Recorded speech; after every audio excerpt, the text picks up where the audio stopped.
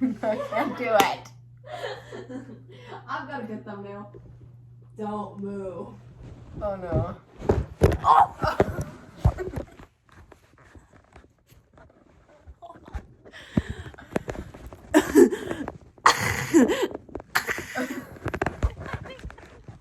Yeah, that's so gonna be my thumbnail. Here, is that good? It was so good. I think you did an amazing job. No, I can't. Now you're making me laugh. Okay, I'm not looking. You're looking at me.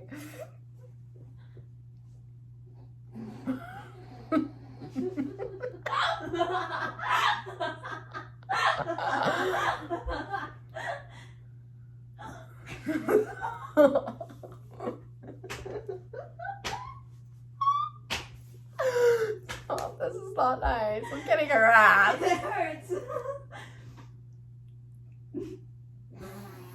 I'm trying to do a thumbnail here. You like 2 chips on this one. Oh. Okay. Oh, okay. Well, I don't know. I had only 2 chips in that one. Hey guys, welcome back, or welcome to another video. And today we're talking about a more serious topic. We are talking about the new law that the Ontario Ministry of Education wants to bring out. And I have a lot of thoughts on it, and as hopefully your future Minister of Education in Ontario, I have a lot to say about it, and I thought we'd talk about it today. Now, I wanted to first talk about what is this all about. So I'm just going to quickly read to you guys from actually Ontario's, News Ontario, their official website, read a bit what they're saying about it, what it is, kind of just to explain it. I'll also explain it afterwards because I didn't quite understand. It took me a bit to kind of get a grasp of what it is, and even now, as I'm making this video, I still don't quite understand every logistics of it. Just a disclaimer, this has not yet been passed, but they want to pass it. I really hope that it doesn't get passed because I'm highly against these new laws, but we're going to get into it today of why I'm against it and why hopefully you are as well. So basically, today the Ontario government introduced the Putting Student Achievement First Act 2026 to strengthen school board oversight and accountability and ensure more consistent learning experiences for students to prepare them for the jobs of tomorrow. The proposed changes, so again, proposed, would move Ontario toward a more accountable, consistent, and modern model of high-quality education that better serves students, families, and educators across the province. So Ontario's education system must remain focused on its core responsibility, student success. In some school boards, that focus has been lost, and students are paying the price, said Paul Calandra, the Minister of Education. Ontario's teachers and education workers are dedicated professionals who work tirelessly every day to support students, often under challenging circumstances. They deserve stable, accountable leadership that supports their work and puts their learning first. If further action is required to protect students and reinforce respect for the professionals who teach them, we will not hesitate to act. Now, I just want to take a little break here from reading this because I already have a bit of thoughts on what he's saying. But now, yes, this wasn't Paul Calandra who had done this, because it wasn't under him, it was under Stephen Lisi. But it's still all under the same umbrella of Doug Ford. And can you chew a little less loudly, please? That'd be great. Thanks. And if you get any crumbs on my bed, I will murder you. They're all in my boobs. Okay, they better stay in your boobs. But basically, it's still under the same umbrella, still under Doug Ford. And so when it was Stephen Lisi, they didn't really care about teachers, because when teachers were protesting, they were doing a strike, they, instead of being like, hey, we're gonna hear you guys out, no, we're gonna force you back in the classroom. And it's just, I don't feel like that's right. So clearly they don't actually care about teachers until it benefits them. So yeah. Despite Ontario's record investments in education, too many boards are facing financial mismanagement, weak governance, and decision-making that prioritize politics over student outcomes. Since 2025, 8 school boards have been placed under provincial supervision, and the recent Education Quality and Accountability Office results show that while there has been progress in reading, writing, and math, there is still more work to be done. Ontario is taking decisive action to put an end to ongoing governance breakdowns and financial mismanagement in English public and English Catholic district school boards by proposing changes that would clearly define roles, strengthen accountability, and close the gaps that have allowed failures in oversight. Through the Putting Student Achievement First Act 2026, the government is putting students first by proposing changes that would. So now we're getting into the changes, which are the main important things about this, the things that they want to do. So we're going to start with the governments and accountability, and then I will talk about that and how I feel about it, and then we're going to be talking about the learning experiences and what they want to do for that. So for strengthen governments and accountability, they want to limit trustee discretionary expenses and honoraria, standardize the number of elected trustees to a maximum of 12, require trustees to pay out of pocket for certain external organization membership fees, and improve oversight over school board subsidiaries and their use of public funds.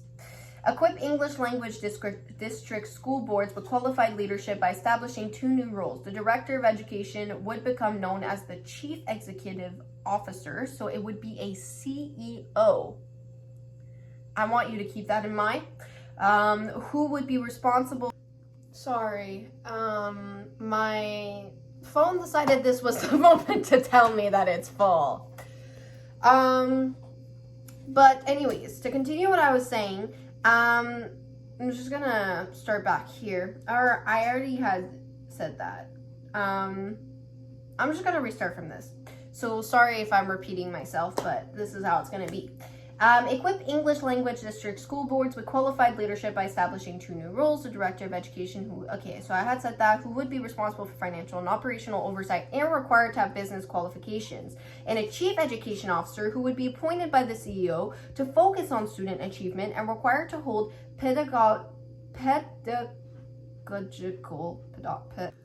Let's try this again. My phone decided it was full again. Even though I deleted stuff, it wasn't enough for it.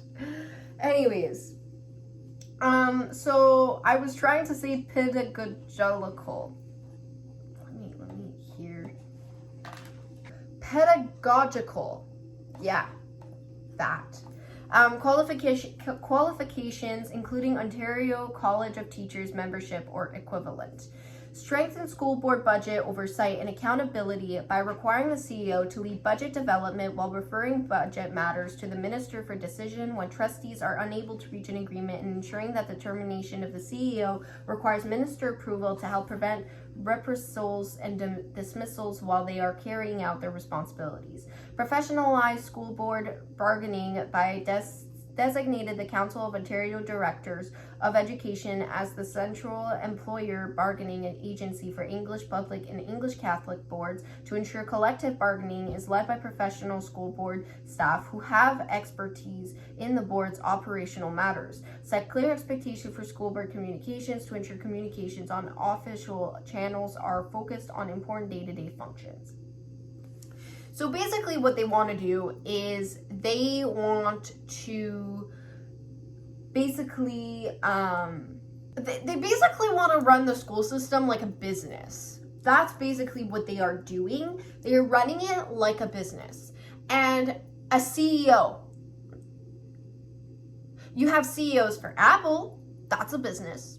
You have a CEO for Amazon, that's a business. You have a CEO for Walmart, That's another business. You know what's not a business? A school. Yeah. Oh my God, that's not a business. That's a school. Like, you wouldn't say a hospital is a business. No, that's a hospital. That's a whole different thing. And now they're gonna treat it like a business. Anyways, I do like the idea of they're gonna separate the two. They're not just gonna have like one that will they're not gonna make it where it's just one person who takes care of this whole school board, and let's say school board ABC, and they get to take care of the financial and the education part of the school board. Because I feel like that's a lot. It's a lot of responsibility, and it's a lot, and that can be either too much on someone, or that can make them feel like they have too much power and they can use that power for wrong, right? And so I get where they're going with this, but calling it a CEO is maybe not the best approach. I also think both should have education backgrounds. I'm not saying they have to have been in the classroom, but at least have went to teachers college and know what it's like. Maybe even forcing it to be like, you have to have been in the classroom for a year or two minimum to be like, you know what you're dealing with. Because I feel like the guy who is the CEO isn't necessarily gonna be able to know where they should spend the money, because I feel like if you were in the classroom, you will know where that money should be spent. As for someone who has not been in a classroom, will not necessarily know where that money is spent. So I think they should have at least minimum that background of at least teachers college on top of their business. I think it's they said, business qualification. So I guess like a bachelor's in business or whatever. So, and again, calling it a CEO is really fishy, because again, now you're treating it like a business, not like education, which is not good. And then having that chief education officer, and they are appointed by a CEO, by the way. So the guy who runs the money will basically be the boss of the chief education officer. Shouldn't it be the other way around? Because I don't think the budget is as important as the person who is taking care of the education, because this is not a money thing. This is education. That's the main focus of the school, of a school system. So I don't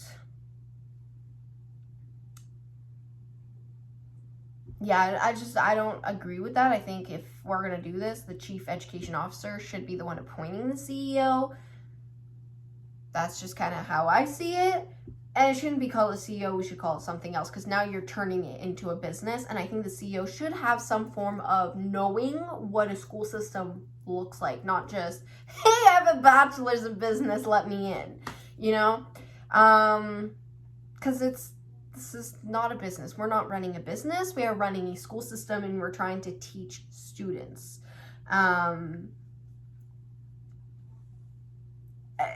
From what I've heard, it is in a way a good thing though that they are doing this, because a lot of people are putting the money in their own pockets, and so the money that's supposed to be used as budget is for schools and to fund schools and to build new schools for that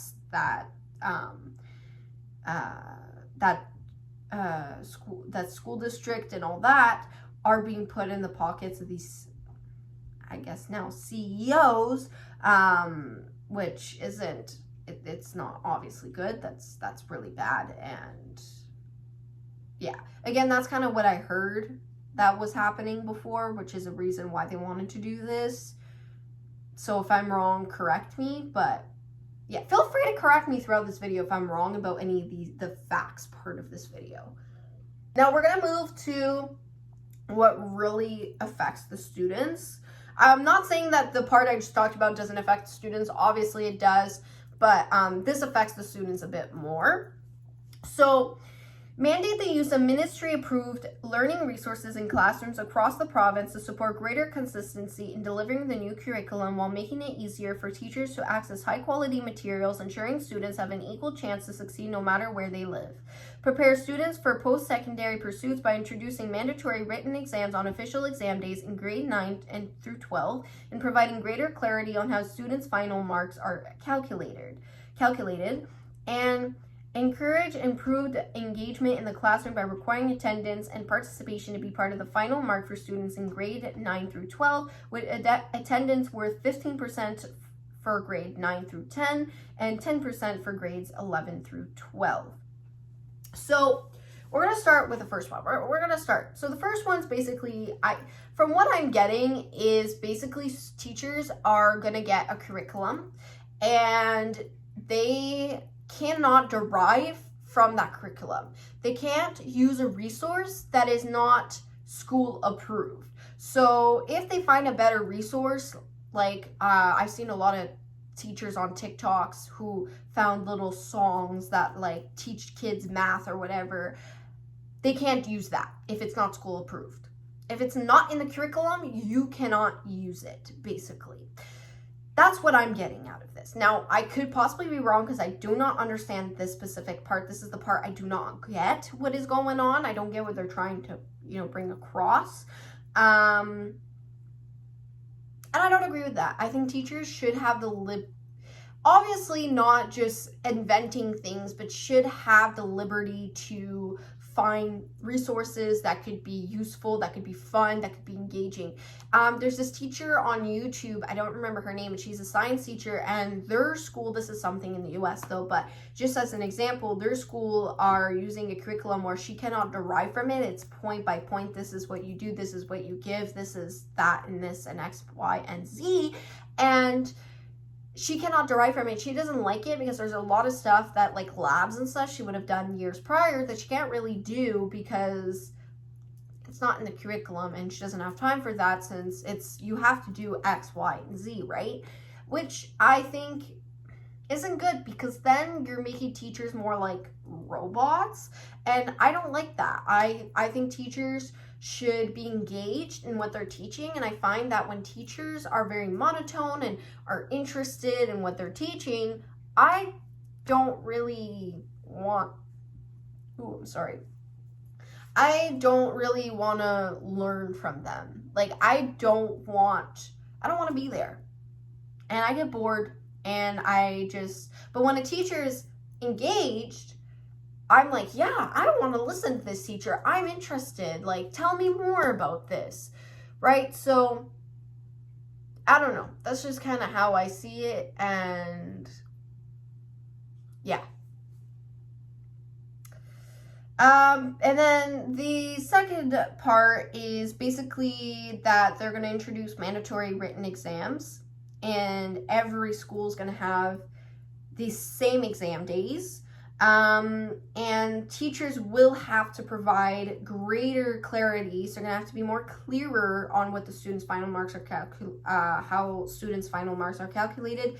I don't quite understand this part because my teachers have always, we've always had to do exams. That's always been a thing.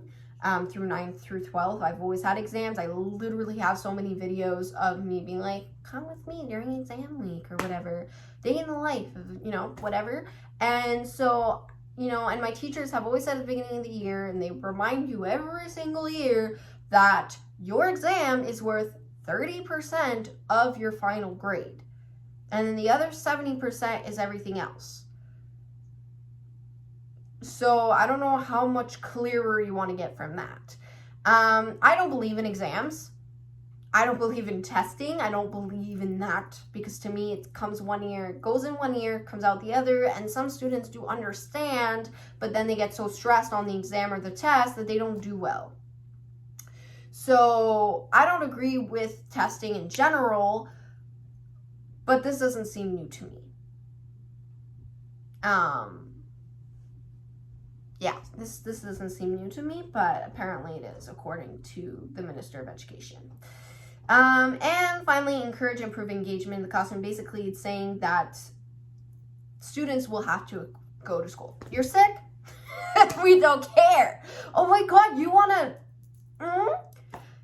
Yeah, we don't care. We really don't care. Oh my God, you're chronically ill and you can't get out of bed? No, we don't care. We actually don't give a shit. Oh my God, you're from lower income family and you need to pick up a few extra shifts so your family can have food on the table? Oh, fuck you. That's good. Like, that's basically what they're saying. Like, okay, I will give a personal example. I have dealt with depression for the last 3 years that I've been in school. I have missed so much school because I couldn't get out of bed. I physically could not get out of bed. Or I'd go to school and I just couldn't do it. I would get overwhelmed and I'm like, bye, I'm going home.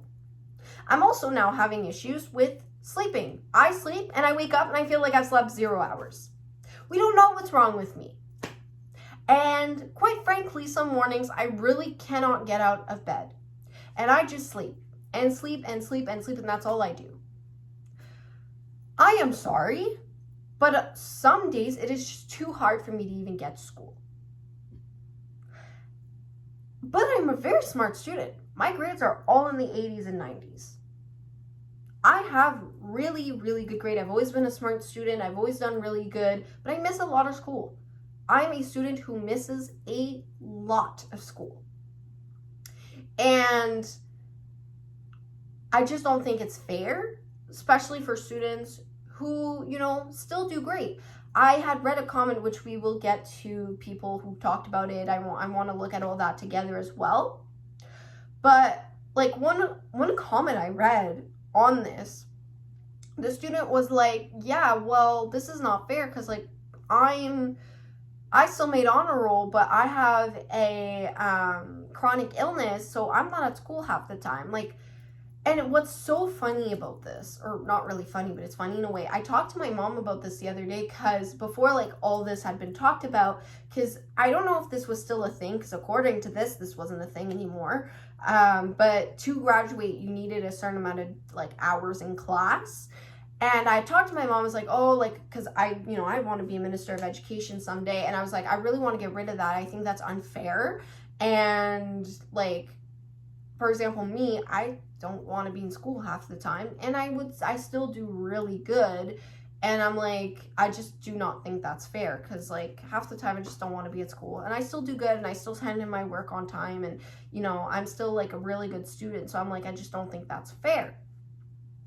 So I was like, I really want to get rid of that. And now they're trying to get this to pass where now it's not only going to be like you need a certain amount of days, but now it's going to like count on your mark. So, oh, you're a really smart student, but you never show up to class but you hand in all your work on time.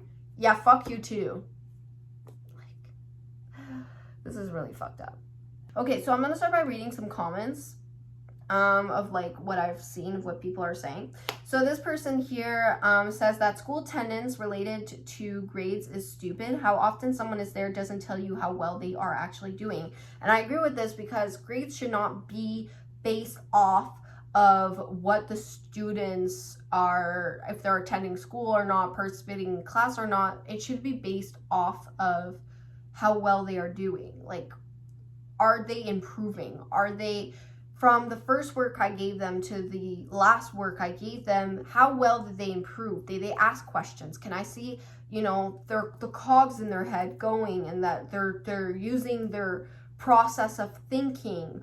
Are they, like I said, questioning things? Are they able to add for example, mathematical equations I taught them, right? That's what they should be looking at, not did my student attend class. I will be honest, I've always wanted to be a teacher. I do not give a flying fuck if my students are showing up to class or not. This is not my problem. My job is to teach them and to make sure that they understand what I'm teaching them. I am not going to start looking, hey, did Johnny attend class? How many times did Johnny attend? I'm not looking at that. Quite frankly, I'm not looking at that. As a teacher, I'm just going to look at their grades and just see how they're improving. Can I see their train of thoughts? Can I see, that they're able to apply the material? Are they, that's what I'm going to be looking at, not if Johnny has attended class every single day. Another person said, what the fuck does attendance have to do with intelligence? If you can skip class and pass everything, should not be penalized. And I absolutely agree with that. And this reminded me as well of another comment I had seen where someone had said, I skip class to study. I do the same thing. I think I've only skipped class once where I actually didn't want to study. It was just, I didn't want to go.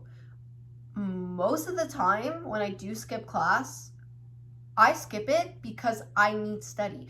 And a lot of teachers, if you enter their class and you start pulling out your Chromebook and you do other schoolwork from other classes, they will tell you, you are being ignorant and you shouldn't have come to my class if you're going to do work from other classes. Or because they're teaching, they're going to tell you, you need to close your Chromebook.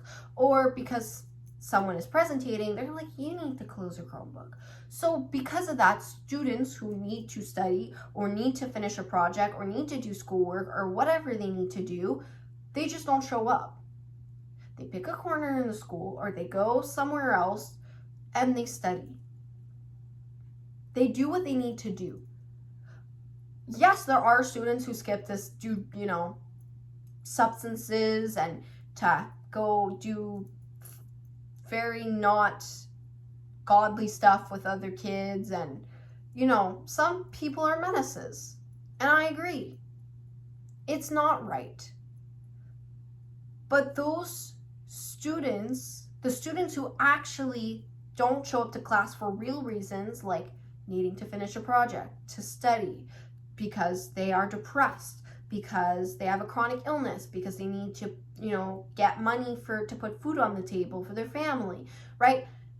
These students should not be penalized for the students who skip class to do substances, do very not godly stuff with other students just because they don't want to be there, right? It's not fair and it's not right.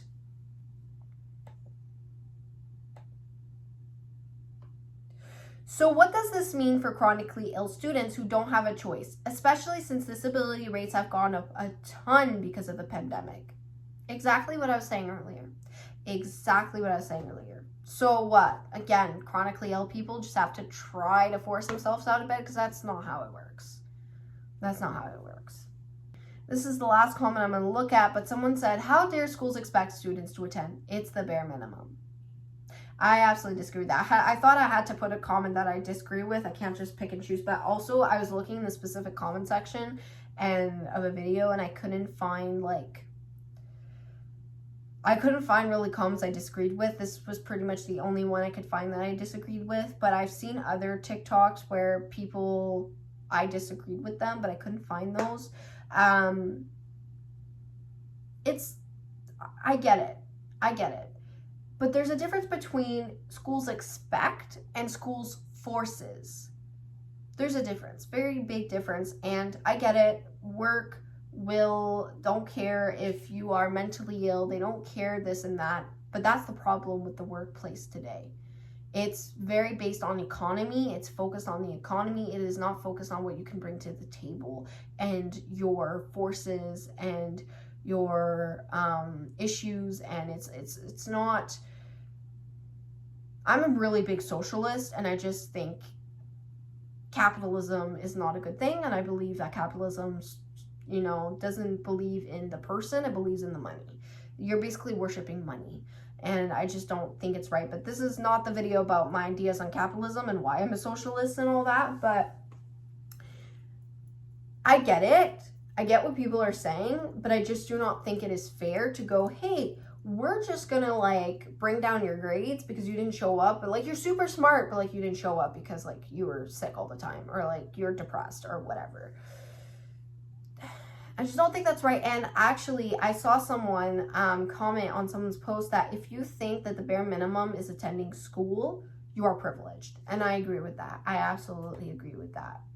Okay, so this is the news people like asking these students what they think about this new rule. So we're gonna look at that. 15% is quite a lot. I'm the oldest child, so I skip school a lot. It's not because I want to, but it's because I have to. So I have a sick uncle at home. I gotta take care of him if my mom is going to drop my other sibling to school and those kind of stuff. So I have to take care of him. I can't leave him alone at home. I have a couple of people, like top 10 people who is like literally I see them like once in a month. I would just say that 15% of like the grades and attendance and stuff like that, I think it's like too high. Like 5% is okay. 5% would be okay. Attendance is pretty important. If you're not attending school, then you don't know the stuff, you don't know the material. I don't know, 15% for like attendance is pretty high for my opinion. I mean, like there's some people who actually like cares about it, who actually like care about their mark. So yeah, maybe some percentage people will, but like most of people who skip actually, they like pretty often, like they don't really actually care about their mark. And the teachers, they actually quite help a lot with that. And they get that everyone has responsibilities, especially grade 11s and 12s, because they're like much older than grade 9s and 10s. This is supposed to be a very serious video, and here you are just farting and moaning and putting crumbs on my bed. Crumbs and crop dust. Oh my god. Anyways, I feel like that kid brought the guy there brought up a good point. However, the 5% that they're saying, I still don't think. I think 0%. It should be worth 0. I agree. You can't necessarily learn, but then I also disagree because there's some people who, you know, give them the Google Slides on the Google Classroom and they can learn just by that. Like, I have an 83% right now in my Science of Earth and Space. It's an online course. I'm not going to say it's easy. I'm not going to sit here and pretend it's easy. It's a lot because I also have another online course this semester. But I have a higher grade in that science class than I did in my 10th grade science class with an actual teacher in the classroom. Clearly, all students learn differently, and some students just do better outside the classroom. It's just how it goes. And let's not forget, there's also a big difference in wanting to be somewhere and not wanting to be somewhere.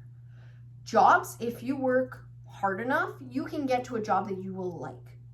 My mom, for example, has a job she likes. She worked hard enough to get to a job she likes. I wanted to be a teacher for the longest time. I still do. However, I just don't want to work in a system that does not work, a system that is broken, and I don't want to force more students in that cycle, right? So that's why I'm gonna teach for the first few years to get myself out of debt and then try to become Minister of Education. But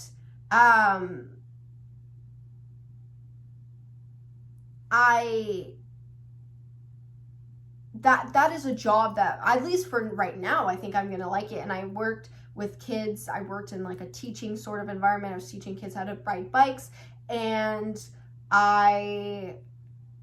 even though I only worked for 2 weeks, it still was something I really enjoyed. Those 2 weeks were really fun, except for the first day where I wanted to quit, but that was all to do with the fact that we were in a heat wave and it was 35 degrees outside. And I was dehydrated. That didn't help. But then once the weather decided to not try to kill me, I enjoyed the job and I really liked it. And I got home and I was so excited for the next day and I couldn't wait to see the kids again. And I really enjoyed working with kids. I really enjoyed teaching and all that. And I know it's going to be a bit different once I get in the classroom, but I still think it's something I'm going to enjoy. I always wanted to be a teacher. And it's very different to be on that side than being on the side of, I don't want to be here. It feels like I'm in a prison. It's similar to a prison. And yeah, I just really hate my life, right? So it's very different. I feel like I went on a side rant here, but I wanted to react to this last video here. I have a lot to say about it. It's a 6-minute video, so we're going to get into it because this video is already long enough. But I feel like I used to love her. I used to be on her side on a lot of things, and this has completely... I'm not going to say I'm going to stop supporting her from her view on this, but it has brought my view on her down. But you'll see why in a minute. All right, let's have a conversation about this new attendance policy that the Ontario provincial government has decided to release. They are now bringing back the ability for teachers, they're not bringing it back, they're actually demanding that teachers and administrators now work in attendance and participation into a student's mark. Let me be clear. This used to be part of a student's mark.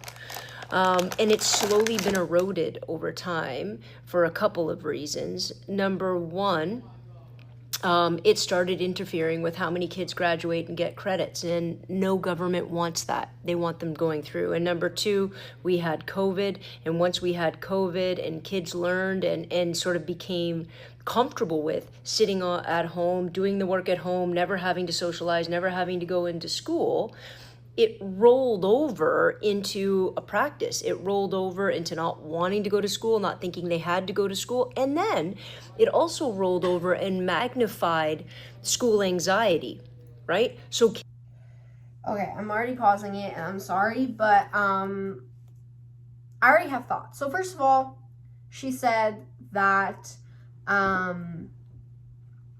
basically a lot of students were not graduating because of that. So clearly if students were not graduating, it was an issue. Why the fuck are we bringing it back? If it was an issue in the first place, why would we bring it back? If students were not graduating because of it, why would we bring it back? It clearly didn't work the first time. Do you think it's gonna work the second time? No, it's not. No, it's not. Secondly, she also said COVID. COVID kids are slowly starting to graduate. My oldest nephew was born right before COVID. When he entered school, COVID was pretty much a thing of the past, right? It was like the mandates and stuff like that weren't really there. So he didn't really experience that. He didn't experience the at-home virtual learning. So those kids who didn't experience that are already starting to enter the education system. So the years are going to pass, and eventually there's no more going to be COVID kids in the classroom. Okay, there's going to be COVID babies, but that's very different than what we're talking about here. We're talking about the kids who sat down in front of a computer. Yes, that's an issue.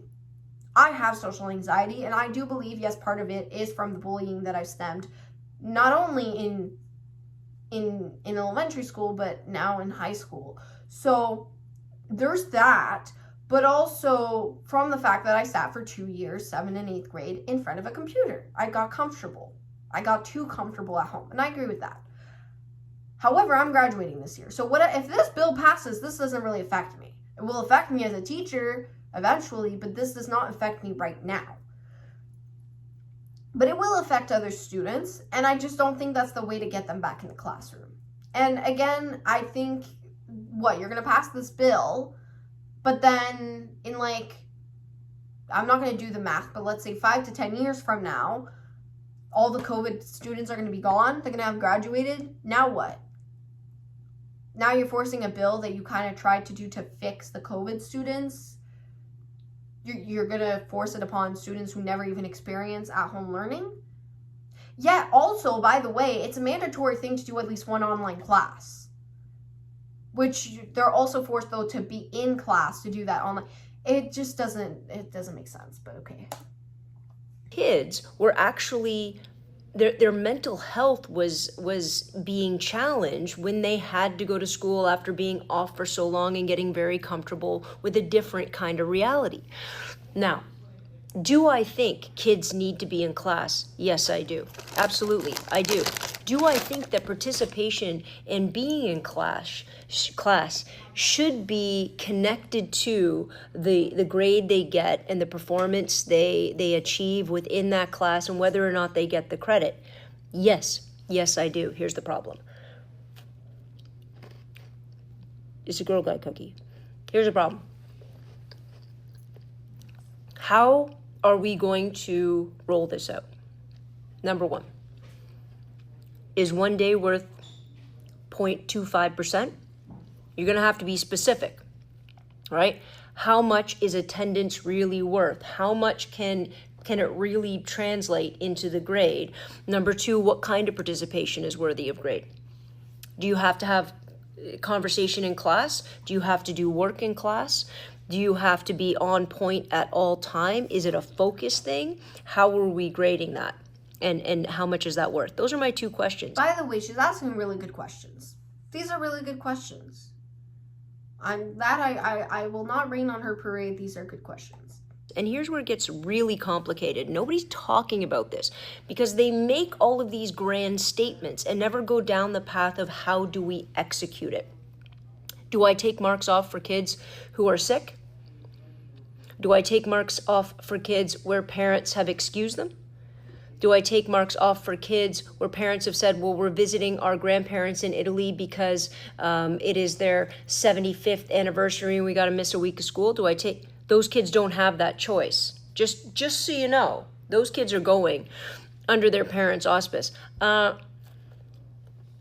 I take marks off for kids who are having mental health crisis? Side note, this is just like a side note. I highly disagree with parents who do these things where they're like, let's go on a trip. I highly disagree with that, by the way. It's just a side note. It has nothing to do with the bill. I just want to say I highly disagree with middle of the year school trips. If you can, not school trips, but vacations and stuff that parents do. My mom told me at one point, she was like, oh, it's because it's cheaper. And I'm like, okay, well, if you can afford to go on vacation, you can afford to go when it's more busy. Like, there's 2 weeks during winter break, there's March break for a week, and then there's 6 weeks of summer break. Can you, like, go during that time instead of going in the middle of the school year? That I will say. That I will say. I do disagree with that. Right? Because I'm going to guess in here, we're going to say, well, no, if they're sick, we don't take marks off. And if they're having a mental health crisis, that's it. That's sick, right? Mental health is health. We shouldn't take marks off for that. But as we know, then all of these kids that are taking time off school go to the doctor, get a note, hand it over, we're in the same spot. And we also know this, and anybody denies this is just ridiculous. We also know that kids sometimes manufacture illness. You get that sore throat right before a big test, right? We also have parents that are going through it. We also have kids, by the way, that are working jobs in order to... By the way, the thing she brought up about, oh, the kids sometimes will manufacture a sore throat before a big test. Yeah, you know, removing tests out of the curriculum would help erase that issue. Basing the grades on improvement instead of can they retain information would help remove that problem. And by the way, for people who are going to tell me, oh, well, they need to be able to grade them. They can't grade them without tests. This is not true. I've talked to multiple teachers about this. They can absolutely grade students without tests. I did, one of my best classes was geography 9th grade. We had one test. I did awful on the test. And the rest, I finished with like a 95 in that class, something like that. I was in the 90s. And I slept in all those classes, by the way, just letting you know. My mom tells me not to say that to people because it sounds like I'm being like so proud that I slept in those classes. I'm not proud of it, but I'm just bringing up a point that I slept in all those classes, but it was all project based and I passed. I'm just saying. Help their family and go to school at the same time. Are we taking off marks for those kids?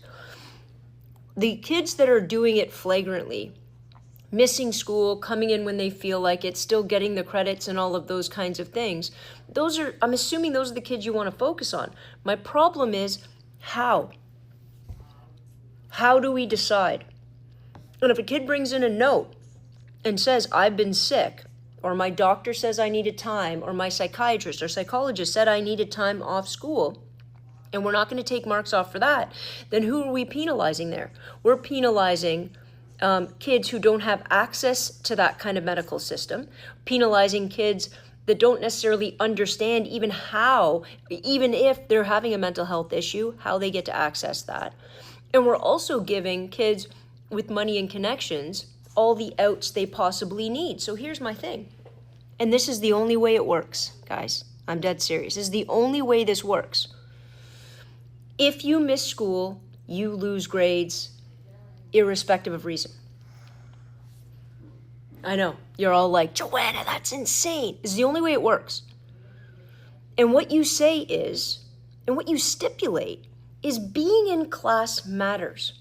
Participating matters. Work ethic matters. Doing it in front of the teacher in this day and age of AI where everything can be done at home and you haven't even touched a keyboard except to put in a prompt. Being here matters. And not to penalize, not to get angry, not to do any of those things. But if a kid is sick and misses a bunch of school, or takes a vacation and misses a bunch of school, or just skips and misses a bunch of school, it doesn't matter the reason. You weren't here. And if you weren't here, you weren't getting the job done, you weren't getting the education you need, and guess what? You don't get to successfully negotiate that credit. And if that's the decision we make, I'm all behind it, but if that's the decision we make, we're going to have a bunch of kids not graduating at rates that everybody wants them graduating at. Parents are going to be lined up down the street saying, yeah, but what about this? What about this? The only way this works is if there's an inherent value and we respect the inherent value of being in the class. And if you're not in the class, no matter what the reason, you don't successfully negotiate that class. You have to do it again because you didn't put in enough time. Are you ready to do that, Paul?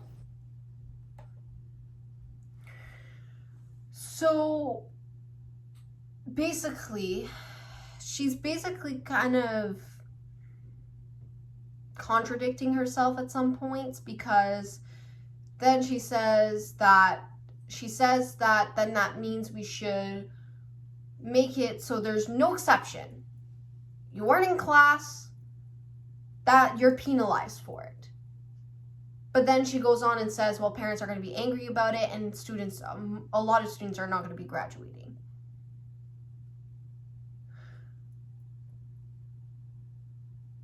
I get what she's saying about like the AI thing, whatever, which is why I'm still very for pen and paper. I love working on my laptop. It's fun. It's great. That's why, I mean, especially for grades, pre-K, kindergarten to 6th grade, I believe those kids should not be allowed to a tablet. I know a lot of those schools now have tablets for them all the time, and Chromebooks. I think Chromebooks should be for 3rd grade and over. That's kind of how it was in my time. I think it worked great. And Chromebooks, you weren't just given a Chromebook by the school. It was the Chromebook cart. You got Chromebooks only at specific times. Most work were on pen and paper. You had to do pen and paper. I think that worked really well. And it's also because with AI, it's just doing pen and paper helps develop critical thinking in children. And I think it's very important, critical thinking in young children. I get what she's saying for some parts. However, I just do not agree. I do not agree. I think it's outrageous because then again, no matter the issue, you weren't there. Okay, so my child cannot get out of bed because they have a chronic illness. Oh, you weren't there, you're not graduating. So now your future is fucked. And we don't care because you just weren't there. Okay, so we're doing a voiceover here because I just want to add something, and also voiceover because I'm in the bath, so I'm not going to record myself. But basically, what I wanted to add to this is that essentially, I also just thought of this while editing the video, but students who need to go through surgery throughout the year, they have to miss a lot of school because of it. They don't get to graduate, because then technically I wouldn't be graduating, because in 10th grade and 11th grade so in 10th grade I did 3 weeks at home because of the surgery. For the second part of the 6 weeks I was in a cast, I decided I wanted to go back to school. And last year I didn't want to go back to school. It was too much work to be on crutches and not be able to walk. So I decided to do the full 6 weeks at home. And then on top of that, I had to miss another week because I had cancer and I needed to get surgery for that. So you're telling me I wouldn't be able to graduate because I missed too much school? Because of something that wasn't my fault? Just wanted to add that in the air because, again, it's not just chronic illnesses. It's not just people who are poor. It's not just kids who are depressed. It's also the kids who have issues with their body where they have to have surgery and they cannot be at school for a certain amount of time because they are in healing.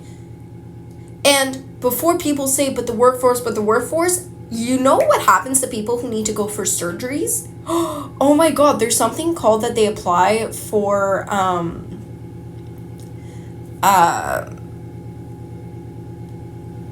they apply for medical, basically. And 9 times out of 10 they get it, and they get to go on medical leave for the certain amount of time that their doctor wants them to be off for. Wow! And they still get paid. What a genius thing. And during that time they're home, they're probably still gonna do work, which I had to do work during those weeks that I was at home. So it's not like they're doing fuck all. They're still doing the work, they're still sending it in. Just saying. Oh, my child wants to, can't say it on YouTube, but, No, you weren't there, so you're penalized. Now, you're not graduating either. Oh, we are very, very poor, and my child decided to pick up extra shifts at Freshco so that our family could have food on the table this week. Well, you can't graduate either, and you need to graduate the most, and you're not graduating. Like, that is fucked up. That is inherently fucked up. As someone who comes from lower class, and I'm lower class, and I'm still very fortunate because I've never had to do this. I've never had to work to make sure my family had food on the table, right? So I'm still fortunate, and I'm lower class though, so I know what it's like to be lower class, and you're literally just saying this is a big fuck you to the lower class, by the way, as well, because it's not as easy for lower class people to go to school. You know that my bus ride is almost an hour to get to school because I don't have a car. I'm in 6th grade. I can't drive. I don't have a car. I can't get to school. My mom doesn't have a car. She can't drive me to school. So I have to, when I have school, when I'm band at 7:30 in the morning on Tuesdays and Thursdays, I have to be up at 5:30 and be out the door by 6:15. So I can make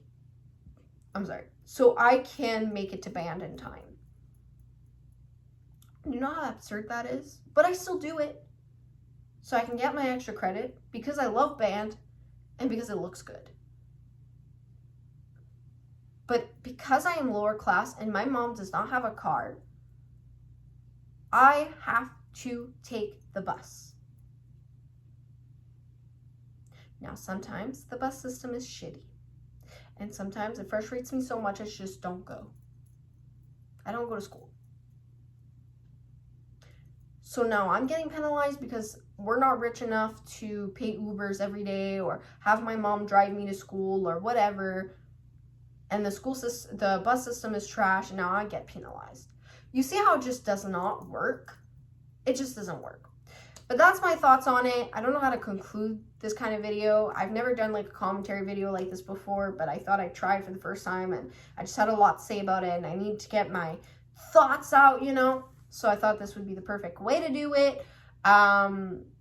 Please tell me your opinion down below. Do you think my opinion is justified? And if not, why?